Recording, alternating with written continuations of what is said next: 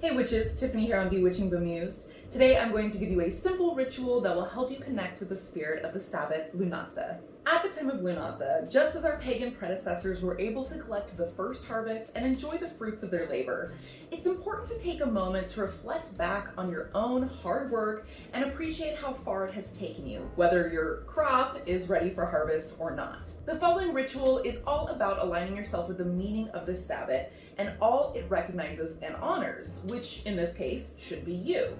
This is a combo self-care, self-love, self-appreciation spell intended to not only show yourself a little gratitude and celebrate your efforts, but to encourage yourself to keep going. Not only do many of us barely take the time to acknowledge our accomplishments and all the hard work that we put into something before jumping on to the next thing. Is that just me? But many struggle to be proud and see themselves worthy of reward unless that validation is coming from an outside source. Again, I don't think I'm alone in that. Before we begin, if you're looking for intentions and spell work that can be enhanced by casting near or on Lughnasadh, you may want to consider spells for abundance, success, to improve skills or talents, to guide others to notice your hard work and appreciate it, or to speed up the arrival of rewards that you've earned. As with all of the spells that I provide, please feel free to customize it for your personal tastes and preferences, whether that's the ingredients, the wording, the actions, etc. You can even adjust this ritual to make it work for a group or coven celebration. The ingredients. A comfortable location where you can sit or lay and relax in solitude. This should be a place that you truly enjoy, where you can kind of let go, unwind, relax, be yourself, whether that is a hammock, a bubble bath, your bed, or the floor in front of your altar. It's completely up to you. It is really important that the place that you choose is private unless you're not embarrassed easily. You will be speaking aloud to yourself as if you are complimenting a good friend. So if that sounds embarrassing to do publicly or within earshot of other people, then just keep that in mind when you're picking your location. Next, you need a list of all of the hard work you have put in since the previous Lughnasadh, whether those projects are completed or not, as well as whether or not you consider them to be successes or failures. If you have put in the time and effort to work towards a goal, help someone else, create something, fix something, learn or improve upon something, and so on, write it on the list. Next, you're going to need a reward for each item listed. Now, I don't want to tell you what to select because everyone rewards themselves in different ways and we all like different things. But here's an example. If I have 5 accomplishments on my list, I might reward myself with a glass of wine for one, a Snickers bar for another. I love chocolate and candy and Snickers. A nap in the middle of the day for another one, perhaps a brand new scented candle because I love scented candles, and I'd purchase myself a professional massage for the most challenging item on the list. Or if I wish to save myself a little money, I might promise to spend my next day off on the beach with a picnic lunch packed at home instead of the professional massage. But these are just things to give you guys ideas. You don't have to spend money. They don't need to be big and elaborate. They also don't need to be small dinky things either. You're also going to need a mirror. Now, the final items that you need are completely optional, so keep that in mind. And they're going to be dependent on your personal tastes as well as the location that you choose to do your ritual in. These are items that are going to enhance your experience and make it more enjoyable. So, for example, let's say you chose to do your ritual in the bath, a nice relaxing bath. You might want to dim the lights and just surround yourself with candles. So yes, choose candles, maybe get some scents going that you like, maybe add some oils and some herbs to the water, maybe some Epsom salts that you like. So those are all optional. If you're doing this outside, maybe you want to relax on the lawn on a beach towel and make sure you have your favorite music playing. If it's indoors, maybe you want to wear a big fluffy robe. Again, it's just add those little items, the attire, do whatever you need to do and use whatever you need to use to make it a very enjoyable and relaxing experience. A side note, because I do want to touch on the items that should go on your list because that is of the utmost importance to this ritual, but I know it's kind of confusing because I can't just tell you what to write down. But I can tell you that I would recommend a mix of both big and small accomplishments. This is not going to be a celebratory ritual that you do every day, so make the most of it. Consider things that were physically, emotionally, or mentally challenging. Here are just some examples. Maybe it's, I started therapy, or I house trained my puppy. I have been putting in extra study time for my finals. I trained for and completed a marathon. I beat my time from last year's marathon. I started a new business. I underwent surgery. I got up the courage to ask my boss for a raise, and so on. And you also don't have to think in terms of what's a big accomplishment to other people.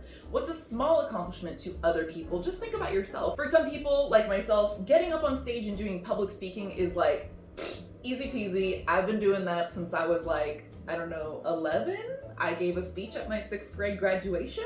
Never had a problem with it. But I do also understand that that is a very, very big challenge and can be a very big fear for a lot of people to overcome. So if maybe they were given a huge presentation at work and they're the ones that have to deliver it, maybe that's something that goes on their list as a really big item that really needs to be rewarded well.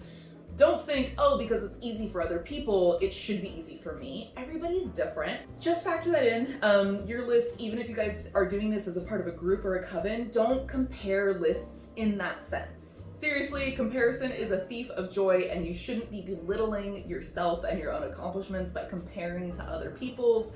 Let's get to the instructions. You will hopefully be performing this on the day of Lughnasadh during a free, uninterrupted hour. Of course, anytime you do a ritual, it should hopefully be uninterrupted, but this one should especially be the case because it's meant for you to just unwind and enjoy yourself, feel a little free, and not have any distractions. First of all, if it is part of your practice, cleanse your tools, your ingredients, and your space. You can begin by opening sacred space however you prefer, if that is something you incorporate into your craft. After that, take time to calm your mind, ground, center, and look over your list. I want you to visualize the amount of time, energy, sweat, frustration, possibly tears, and other efforts that went into each accomplishment, big or small. Start with your easiest accomplishment. That should be the first one on your list. And look yourself in the mirror and recite the following, speaking as if you are talking to a close friend who you are proud of.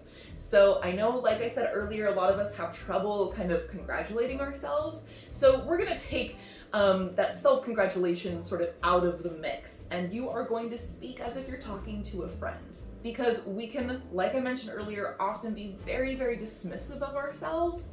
And hopefully you don't talk to your friends that way. Hopefully when you talk to your friends, it's lovingly, it is showing support and pride in them and just congratulating them and making them feel good about their accomplishments.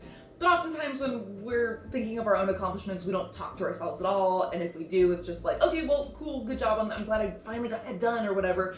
It's kind of dismissive. So speak as if a friend is sharing exciting news with you that they're really proud of. Here's what you're gonna say.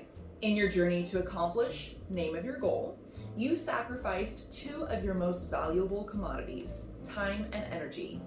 In recognition of your efforts and in honor of future efforts yet to be made, you are rewarded with this. Name your reward. As always, this ritual will also be on my website. I'll link it down below in the description box so you can reference back to that incantation a little bit easier later on. If your reward is something that can be enjoyed right this moment, so, not like a professional massage, something more like a glass of wine or a candy bar, then do so. And this is very important. Take your time. This is not only meant to be relaxation time, like I've said dozens of times, which really shouldn't be rushed, but this is also meant to be an overly self-indulgent time to linger in your personal back patting without guilt or embarrassment or like feeling like you're being selfish. You are totally within your rights and allowed to take this time for yourself, and nobody can tell you that there's anything wrong with it. That's the whole point of this ritual. And if you feel kind of silly during this ritual, it's okay to laugh a bit so long as you're enjoying yourself and you're not undermining your achievements or what you're trying to do with this ritual. But yeah, talking to yourself and being like, you know what? I I did such a good job with that. It does feel a little silly sometimes, especially if you're not used to it and you're looking in the mirror, forcing eye contact with yourself. Yeah, it can be a little awkward and a little cheesy. So perfectly okay to laugh a little bit about it, but as long as you're still feeling good about it. So basically repeat that incantation, that acknowledgement, and that reward for each item on your list, starting with what you consider to be the easiest to what was the most difficult. End your ritual with the following. Although my hard work may not always be acknowledged and rewarded by others, my efforts are still worthy of both. To tasks complete and tasks yet to be, to me. And then state your chosen closing phrase, whether that happens to be thank you, the end, as I will it, so shall it be, blessed be, whatever. And that is the ritual. Pretty simple, but it's a really great way to connect with the meaning and the spirit of the Sabbath, and also just to reward yourself a little, both in ritual form, in physical, tangible reward form, as well as in sort of a psychological form too. Now, final notes. Seeing as how you're a normal human being with responsibilities and a shifting schedule, don't feel downtrodden if this year or in many years to come, you simply don't have the time to pull off a full ritual on the actual day of Lughnasadh. That's something I know a lot of people get hung up on when it comes to the Sabbats, is I have to celebrate and I have to do the ritual on the day of. Is it preferred? Sure, but is that necessary? Did you miss out if you're just completely busy all day? No. So if the issue is schedule, then no, you don't have to perform this ritual right on the day of Lughnasadh. And while I highly encourage you to at least take 1 full hour to treat yourself, relax, and enjoy your moment of self-appreciation, as that is part of the ritual. If that isn't doable, then simply try to find a few moments out of your day. You could do each item on your list one at a time, where maybe the kids are taking a nap, you go into the bathroom, close the door, stand in front of the mirror, take a deep, cleansing, calming breath, and just do your mirror acknowledgement for one item on your list, and then partake in your reward. And just enjoy that moment for what it is. And then maybe later on in the day, you'll have a moment for the next item on your list. And you can always break it up like that. Is it preferable? No, you should by all means be able to reward yourself with at least a full hour, but I get it. It's not always doable. Hell, even if you have to do one item per day until your list is complete, then hey, that's what you do. As long as you are still giving yourself the acknowledgements that you deserve and the rewards that you deserve. Finally, if you're looking for even more to do to acknowledge the Sabbath, and or you are struggling with performing self-care right now, because I do understand that sometimes in life that is a bit of an issue, here are a few additional ways to honor this day. Make a list of goals and projects that you hope to at least begin that you'll be able to celebrate your hard work for next year. Of course, only do this if you can do so without losing enthusiasm for what you accomplished this year, and only do this if you can do it without triggering negative and accusatory thought patterns and thought commentaries, such as, I really should have done this by now, I should have done this years ago, or I really need to do this again because I failed last time. Another enjoyable activity for the Sabbath is to create a corn husk doll and then decide that it represents you.